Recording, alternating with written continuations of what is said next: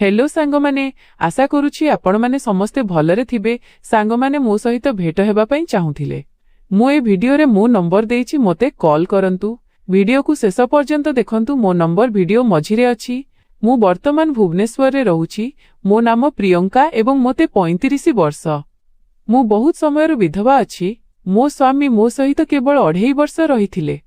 हां बस 2.5 वर्ष। सेही समय रे मु मो पुओ रोहन सहित गर्भवती थिली। तेबे मो स्वामींकर देहांत होईगला। सेबेठारु मु जणे विधवा भावरे एका अछि। तापरे रोहनर जन्म परे मु ताकु एका बड़ कली एवं एमिति बढ़ाइली जेमिति ताकु कौनसी जिनिसर अभाव न हेउ। गोटिए मुहूर्त अपेक्षा करंतु। निज कहानी आरंभ करिबा पूर्वरु मु आपनकु अनुरोध करिबाकु चाहूछि जे मो चैनल को सब्सक्राइब करंतु। बेल आइकन निश्चय दबांतु एवं दया करी कहानी को शेष पर्यंत सुनंतु, जहा द्वारा आपनकु जणा पड़िबो कि आगकु कोन हेला। तेणु जेमिति मु कहुथिली मु जणे विधवा। 18 वर्षरु भी अधिक समय होई गलानी। जी हां 18 वर्षरु मु विधवा अछि। जेतेबेले मो स्वामींकर निधन हेला सेतेबेले मु स्थिर कली जे मु द्वितीय विवाह करिबि नाही, कारण मु मो पुओ सहित शांति रे बंचिबाकु चाहुथिली एवं ताकु भल मनिष करिबाकु चाहुथिली। वास्तव में मो पाखरे धनर कौनसी अभाव नथिला, कारण मो बापा मांक ठारू मोते बहुत संपत्ति मिलिथिला। मो बापा मा सेतेबेले चाली जाइथिले एवं मोर कौनसी भाई भौणी मध्य नथिले। तेणु सेमानंकर सबु संपत्ति मोते ही मिलिला। एही संपत्ति साहाय्य रे मु मो पुओ को बहुत स्नेह एवं आदर रे भल भाबे बढ़ाइली।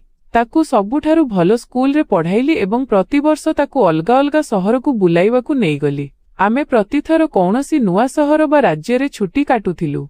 एथिरे आम जीवन बहुत आजाद एवं आनंदमय थिला। आमे जहा चाहुथिलु ताहा करुथिलु एवं बहुत खुशी रहुथिलु। तेही समय रे मु निजको संपूर्ण भूली जाइथिली।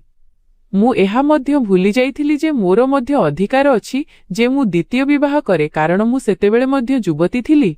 मो स्वामींक देहांत आम विवाहर 2.5 वर्ष परे ही होई जाइथिला एवं सेतेबेले मो पुओ रोहन मात्र किछि मासर थिला। खैर समय बीती चलिला एवं मु मो बापा मांक संपत्तिर सुधरे जीवन काटिली। भगवानंकु धन्यवाद जे सबु किछि ठीक चलिथिला। तापरे मु एक छोट व्यवसाय मध्य आरंभ कली, जेउथिरे मु एवं रोहन जेतेबेले से टिके बड़ हेला मिसिकी काम करिबाकु लागिलु।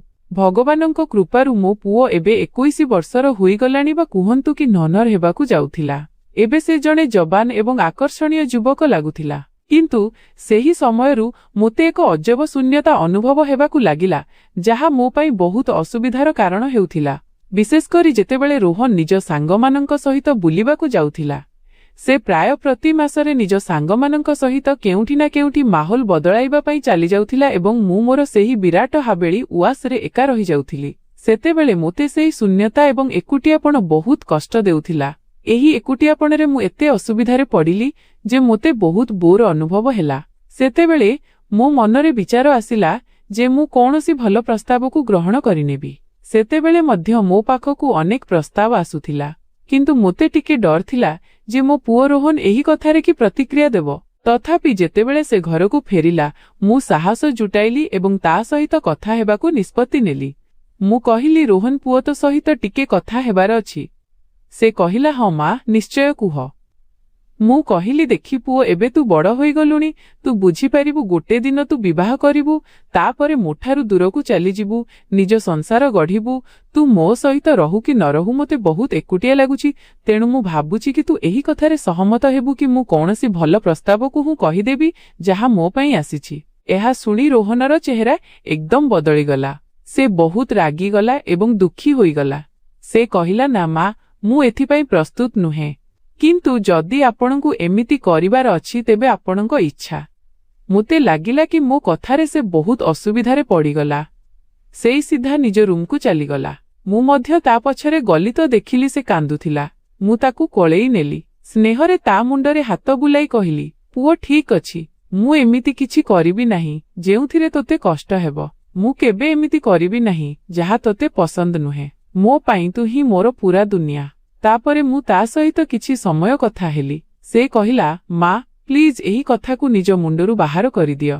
सत कहिले रोहन को मो उपरे बहुत राग आसीथिला। जेतेबेले भी मु एमिति कथा कहुथिली से मो उपरे रागी जाउथिला, ठीक ता बापांको परी। भगवान तांको आत्मा को शांति दियंतु। खैर मु ताकु कहिली, ठीक अछि मो सुना पुओ, ମୁଁ ଏବେ ଏହି ବିଷୟରେ ଆଉ କେବେ ଭାବିବି ନାହିଁ। ଆମେ ଦୁହେଁ ସାଙ୍ଗରେ ରହିବା ଏବଂ ମୁଁ ବିବାହ ବିଷୟରେ ଆଦୌ ଭାବିବି ନାହିଁ। ମୋ ପାଇଁ ତୁ ହିଁ ସବୁକିଛି। ତାପରେ ଆମେ କିଛି ସମୟ ଆଉ କଥା ହେଲୁ ଏବଂ ତାର ମୁଡ୍ ଟିକେ ଠିକ୍ ହେଲା। ମୁଁ କହିଲି ଚାଲ ପୁଅ ଏବେ ବାହାରକୁ ଯିବା।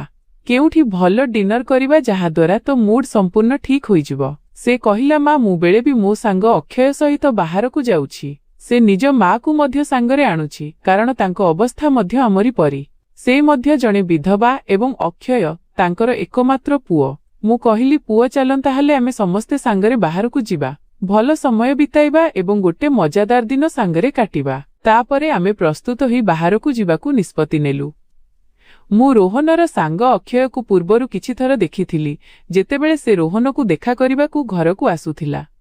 ସେ ରୋହନ ବୟସର ହିଁ ଥିଲା, କିନ୍ତୁ ତାକୁ ଦେଖିଲେ ଲାଗୁଥିଲା କି ସେ ତାଠାରୁ ଟିକେ ବଡ଼ କାରଣ ସେ ଜିମ୍ ଯାଉଥିଲା ଏବଂ ଖେଳକୁଦରେ ରୁଚି ରଖୁଥିଲା। ଯେବେ କି ମୋ ପୁଅ ରୋହନ ଏହି ସବୁ ଜିନିଷରେ ପଡୁନଥିଲା। ଖଇର ମୁଁ ଅକ୍ଷୟର ମା ଯାହାଙ୍କ ନାମ ସୁନୈନା ଥିଲା ତାଙ୍କୁ ପ୍ରଥମ ଥର ପାଇଁ ଭେଟିଲି। ପ୍ରଥମେ ଦେଖାରେ ହିଁ ଆମେ ଦୁହେଁ ବହୁତ ଭଲ ସାଙ୍ଗ ହୋଇଗଲୁ। ତାପରେ ଆମେ ପ୍ରାୟ ପ୍ରତିଦିନ ଦେଖା ହେବାକୁ ଲାଗିଲୁ। ହୁଏତ ସେ ଆମ ଘରକୁ ଆସୁଥିଲେ କିମ୍ବା ଆମେ ତାଙ୍କ ଘରକୁ ଯାଉଥିଲୁ। ଆମ ବନ୍ଧୁତା ଏତେ ଗଭୀର ହୋଇଯାଇଥିଲା। ରୋହନର ଅକ୍ଷୟ ବ୍ୟତୀତ ଆଉ କେହି ଖାସ୍ ସାଙ୍ଗ ନଥିଲେ ଏବଂ ମୋର ମଧ୍ୟ ସୁନୈନା ବ୍ୟତୀତ ଆଉ କେହି ନିକଟତର ସାଙ୍ଗ ନଥିଲେ। ତେଣୁ ଏବେ ଆମେ ଦୁଇ ପରିବାର ପରସ୍ପରର ବହୁତ ନିକଟତର ହୋଇଗଲୁ। ପ୍ରତି ପର୍ବପର୍ବାଣୀ ଏବଂ ଖାସ୍ ସୁଯୋଗରେ ଆମେ ସାଙ୍ଗରେ ଥାଉ। ହୁଏତ ସେମାନେ ଆମ ଘରକୁ ଆସନ୍ତି କିମ୍ବା ଆମେ ତାଙ୍କ ଘରକୁ ଯାଉ। ତାଙ୍କ ସହିତ ସମୟ ବିତାଇବା ବହୁତ ଭଲ ଲାଗୁଥିଲା କାରଣ ସେମାନେ ବହୁତ ସମ୍ମାନିତ ଏବଂ ଭଲ ଲୋକ ଥିଲେ। ଦିନେ ମୁଁ ସୁନୈନା ସହିତ କଥା ହେଉଥିଲି। ସେତେବେଳେ ଆମେ ଅନୁଭବ କଲୁ କି ଆମ ଜୀବନ ପରସ୍ପର ସହିତ ବହୁତ ମିଳିଯାଉଛି।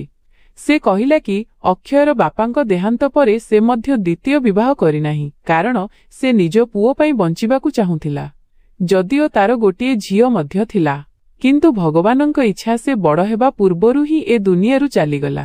ତାପରେ ସୁନୈନା ଅକ୍ଷୟକୁ ବହୁତ ଭଲ ଭାବେ ବଢ଼ାଇଲା ଏବଂ ତାକୁ ସର୍ବୋତ୍ତମ ପରିବାର ସଂସ୍କାର ଦେଲା।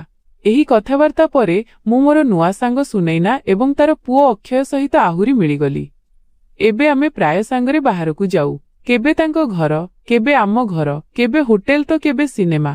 ଧୀରେ ଧୀରେ ଆମେ ପରସ୍ପରକୁ ନିଜ ପରିବାର ବୋଲି ଭାବିବାକୁ ଲାଗିଲୁ।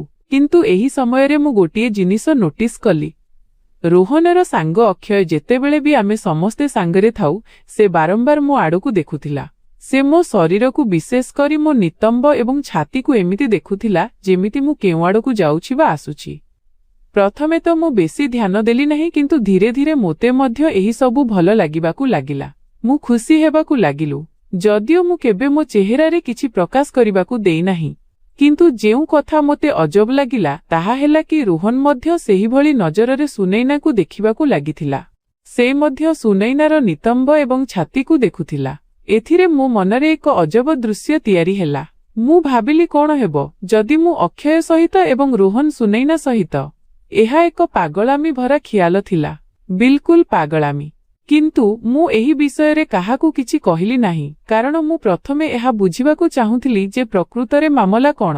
କିଛି ଦିନ ପରେ ରୋହନ ମୋତେ ପଚାରିଲା ମା କଣ ତୁମେ ଏବେ ବି ବିବାହ ବିଷୟରେ ଭାବୁଛ? ମୁଁ କହିଲି ନା ପୁଅ, ମୁଁ ତତେ ପ୍ରତିଶ୍ରୁତି ଦେଇଥିଲି ନାହିଁ କି ମୁଁ ଏହି ବିଷୟରେ ଆଉ ଭାବିବି ନାହିଁ। କିନ୍ତୁ ମୋତେ କ୍ଷମା କରିବୁ, ମୁଁ ଜଣେ ନାରୀ ଏବଂ ଏବେ ବି ଯବାନ ଅଛି। ଏହା ସ୍ୱାଭାବିକ ଯେ ଗୋଟେ ଦିନ ତୁ ବିବାହ କରିବୁ, ନିଜ ସ୍ତ୍ରୀ ସହିତ ଅଲଗା ରହିବୁ। ସେତେବେଳେ ମୁଁ ପୁଣି ଏକୁଟିଆ ହୋଇଯିବି। ମୁଁ ତା ସହିତ ଏହି ସବୁ କଥା କହୁଥିଲି ଯାହାଦ୍ୱାରା ତାର ପ୍ରତିକ୍ରିୟା ଦେଖିପାରିବି।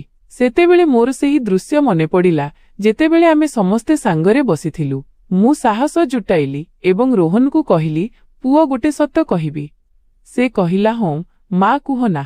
ମୁଁ କହିଲି ପୁଅ ସେଦିନ ଯେତେବେଳେ ଆମେ ସମସ୍ତେ ସାଙ୍ଗରେ ଡିନର କରୁଥିଲୁ ମୁଁ ଦେଖିଲି କି ତୁ ସୁନୈନା ଜୀଙ୍କ ନିତମ୍ବ ଏବଂ ଛାତିକୁ କେମିତି ଦେଖୁଥିଲୁ। ଏହା ଶୁଣି ରୋହନ ହସି ହସି କହିଲା ହଁ ମା, ସତରେ ମୋତେ ସେ ବହୁତ ଭଲ ଲାଗିଲେ। ମୋର ଇଚ୍ଛା ହେଉଥିଲା କି ମୁଁ ମଧ୍ୟ ସେହି ଫଳକୁ ଖାଇଦିଅନ୍ତି। ରୋହନ ମୁହଁରୁ ଏହି କଥା ମୋ ପାଇଁ ବହୁତ ଅଜବ ଥିଲା କାରଣ ଜଣେ ମା ଏବଂ ପୁଅର ଏମିତି କଥା ହେବା ସହଜ ନୁହେଁ। କିନ୍ତୁ ସେତେବେଳେ ଆମେ ଦୁହେଁ ହସିବାକୁ ଲାଗିଲୁ ଏବଂ ମାହୋଲ ହାଲୁକା ହୋଇଗଲା। ତାପରେ ଏକ ସପ୍ତାହ ପରେ ରୋହନ ମୋତେ କହିଲା ମା, ମୁଁ ତୋ ସହିତ ଏକ ଜରୁରୀ କଥା ହେବାକୁ ଚାହୁଁଛି। ମୋତେ ଜଣାଅଛି ତୁ ମନା କରିବୁ ନାହିଁ କାରଣ ଏଥିରେ ଆମେ ସମସ୍ତେ ବହୁତ ଖୁସି ରହିବା ଏବଂ ବହୁତ ଭଲ ଜୀବନ ଜିଇବା। ମୁଁ କହିଲି ହଁ ପୁଅ ନିଶ୍ଚୟ କୁହ, କଣ କଥା? ସେ କହିଲା କଣ ଆମେ ଅକ୍ଷୟ ଏବଂ ତାଙ୍କ ମାଙ୍କ ଘରକୁ ଯାଇପାରିବା ଏବଂ ସେଠାରେ ଏକ ଛୋଟ ପାର୍ଟି କରିପାରିବା, ସାଙ୍ଗରେ ମଜା କରିବା ଏବଂ ସମସ୍ତେ ସେହି ଫଳ ଖାଇବେ ଯାହା ତାଙ୍କୁ ପସନ୍ଦ। ମୁଁ ରୋହନର କଥାରୁ ବୁଝିଯାଇଥିଲି ଯେ ସେ କଣ କହିବାକୁ ଚାହୁଁଛି, କିନ୍ତୁ ମୁଁ ଜାଣି ଜାଣି କହିଲି ମୋତେ ଆଉ ଟିକେ ବୁଝା। ମୁଁ କିଛି ବୁଝିପାରିଲି ନାହିଁ। ତେବେ ରୋହନ ସଫା ସଫା କହିଲା, ମା, ମୁଁ ସୁନୈନାଜୀଙ୍କ ନିତମ୍ବ ଏବଂ ଛାତି ଖାଇବାକୁ ଚାହୁଁଛି। ଏବେ ମା, ମୋତେ ଲାଗୁଛି କି ଅକ୍ଷୟ ମଧ୍ୟ ତୁମ ନିତମ୍ବ ଏବଂ ଛାତିକୁ ବହୁତ ଧ୍ୟାନରେ ଦେଖେ। ସେ ମଧ୍ୟ ଏହାକୁ ଖାଇବାକୁ ଚାହୁଁଛି। ତେଣୁ କାହିଁକି ନା ଆମେ ସମସ୍ତେ ମିଶିକି ଏକ ପାର୍ଟି କରିବା, ସାଙ୍ଗରେ ମଜା କରିବା ଏବଂ ସମସ୍ତେ ଖୁସି ରହିବା। ରୋହନର କଥାରେ ମୁଁ ଏମିତି ଦେଖାଇଲି ଯେମିତି ମୋତେ ଏହି କଥା ଭଲ ଲାଗିନାହିଁ। ମୁଁ ଭାବିଲି ଏ କଣ କହୁଛି? ମୋ ପୁଅ ଏମିତି କଥା କେମିତି କହିପାରେ? କିନ୍ତୁ ତାପରେ ନା ଜାଣି କାହିଁକି ମୁଁ ତାର କଥା ମାନିନେଲି। ମୁଁ କହିଲି, ଠିକ୍ ଅଛି ପୁଅ, ମୁଁ ପ୍ରସ୍ତୁତ। ଆମେ ସମସ୍ତେ ଖୁସି ରହିବା। ଏଥିରେ ସେହି ଲୋକମାନେ ମଧ୍ୟ ଖୁସି ହେବେ। ବାସ୍ତବରେ ଆମେ ତ ଏବେ ଏକ ପରିବାର ପରି ଅଛୁ। ଏଥିରେ ଡରିବା ବା ଚିନ୍ତା କରିବା କଥା କିଛି ନାହିଁ। ମୋର ଏହି ହଁ ଶୁଣି ରୋହନ ଏହି ପାର୍ଟିର ପ୍ରସ୍ତୁତି ଆରମ୍ଭ କରିଦେଲା। ସେ ଅକ୍ଷୟ ଏବଂ ସୁନୈନାକୁ ବାରମ୍ବାର ଘରକୁ ଡାକିବା ଆରମ୍ଭ କଲା। ଯଦିଓ ସେତେବେଳେ ସେମାନେ ଏହି ବିଷୟରେ କିଛି ଜାଣିନଥିଲେ, କିନ୍ତୁ ମୋତେ ଲାଗୁଥିଲା କି ରୋହନ ଏବଂ ଅକ୍ଷୟ ପୂର୍ବରୁ ସବୁକିଛି ପ୍ଲାନ୍ କରିସାରିଥିଲେ, କାରଣ ସେମାନେ ଦୁହେଁ ପରସ୍ପରକୁ ବହୁତ ଭଲ ଭାବେ ବୁଝୁଥିଲେ। ମୁଁ ଦେଖିଲି କି ଅକ୍ଷୟ ଏବେ ମୋତେ ଆହୁରି ବେଶୀ ଦେଖୁଥିଲା ଏବଂ ରୋହନ ମଧ୍ୟ ସୁନୈନାକୁ। ମୁଁ ବୁଝିପାରୁନଥିଲି କି ଏବେ କଣ କରିବି। ମୋତେ ଏହା ମଧ୍ୟ ବୁଝାପଡୁନଥିଲା କି ଏହି ସବୁ ଆରମ୍ଭ କେମିତି ହେବ। ତାପରେ ଦିନେ ଯେତେବେଳେ ସେମାନେ ଆମ ଘରକୁ ଆସିଲେ, ମୁଁ କିଛି ଆଣିବା ପାଇଁ ନିଜ ରୁମକୁ ଗଲି। ସେତେବେଳେ ରୋହନ ଏବଂ ଅକ୍ଷୟ ମୋ ପଛରେ ଆସିଲେ। ରୋହନ ଅକ୍ଷୟକୁ ରୁମରେ ଛାଡ଼ି ବାହାରକୁ ଚାଲିଗଲା। ତେବେ ମୁଁ ବୁଝିଗଲି କି ଏହା ଆରମ୍ଭ। ତାପରେ ସବୁକିଛି ସଫା ହୋଇଗଲା। ଅକ୍ଷୟ ମୋ ସହିତ ବହୁତ ଅନ୍ତରଙ୍ଗତା ଦେଖାଇବା ଆରମ୍ଭ କଲା। ଆମେ ଦୁହେଁ ପରସ୍ପର ଭିତରେ ଏମିତି ହଜିଗଲୁ ଯେମିତି ଏବେ ହିଁ ଜନ୍ମ ହୋଇଛୁ। ସେ ମୋ ନିତମ୍ବ ଏବଂ ଛାତିକୁ ବହୁତ ସ୍ନେହରେ ଛୁଇଁବା ଆରମ୍ଭ କଲା। ମୋତେ ଜଣାଥିଲା କି ରୋହନ ଅନ୍ୟ ରୁମରେ ସୁନୈନା ସହିତ ଅଛି। ପ୍ରାୟ 1 ଘଣ୍ଟା ପର୍ଯ୍ୟନ୍ତ ଆମେ ଅଲଗା ଅଲଗା ରୁମରେ ରହିଲୁ। ତାପରେ ମୁଁ ଅକ୍ଷୟକୁ କହିଲି, ନା, ଏମିତିରେ ମୁଁ ଖୁସି ନୁହେଁ। ଚାଲନ୍ତି ସେମାନଙ୍କ ପାଖକୁ ଯିବା। ତାପରେ ଆମେ ସମସ୍ତେ ଗୋଟିଏ ରୁମକୁ ଆସିଗଲୁ। ସେତେବେଳେ ମୁଁ ବହୁତ ଖୁସି ଥିଲି। ଏବେ ଅକ୍ଷୟ ମୋ ନିତମ୍ବ ଏବଂ ଛାତିକୁ ବହୁତ ମଜାରେ ଛୁଉଁଥିଲା, ଯେମିତି ସେ ବହୁତ ଭୋକିଲା ହୋଇଛି। ସେପଟେ ରୋହନ ମଧ୍ୟ ସୁନୈନାର ନିତମ୍ବ ଏବଂ ଛାତିକୁ ଛୁଉଁଥିଲା ଏବଂ ବହୁତ ଖୁସି ଥିଲା। ଯଦିଓ ଆମେ ଏମିତି କିଛି କରିନାହୁଁ ଯେ ମୁଁ ରୋହନ ସହିତ ବା ସୁନୈନା ଅକ୍ଷୟ ସହିତ ଗଲି। ପୁରା ସମୟ ମୁଁ ଅକ୍ଷୟ ସହିତ ରହିଲି ଏବଂ ସୁନୈନା ରୋହନ ସହିତ।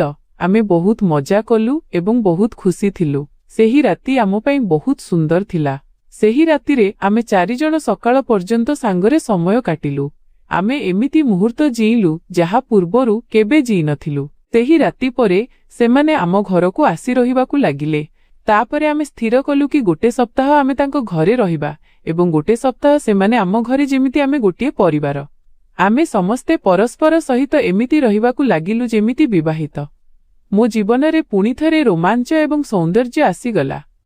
ଏହା ମୋ ଭିତରେ ସେହି ସବୁ ଜିନିଷର ପୂରଣ କରିଦେଲା ଯାହାଠାରୁ ମୁଁ ବର୍ଷ ବର୍ଷ ଧରି ବଞ୍ଚିତ ଥିଲି। ଏବେ ମୁଁ ବହୁତ ଖୁସି ଥିଲି, କିନ୍ତୁ ସେତେବେଳେ ଏକ ବହୁତ ବଡ଼ ବିପଦ ଆସିଗଲା। ହେଲା ଏମିତିକି ମୁଁ ଏବଂ ଅକ୍ଷୟ ଥରେ ଏମିତି ହଜିଗଲୁ ଯେ ମୁଁ ଗର୍ଭବତୀ ହୋଇଗଲି। ଏବେ ମୁଁ ବୁଝିପାରୁନାହିଁ କି କଣ କରିବି। ମୁଁ ଏହି ଅସୁବିଧାରୁ ବାହାରିବା ପାଇଁ ସବୁ ରାସ୍ତା ଭାବିଲି, କିନ୍ତୁ କିଛି ବୁଝାପଡୁନାହିଁ।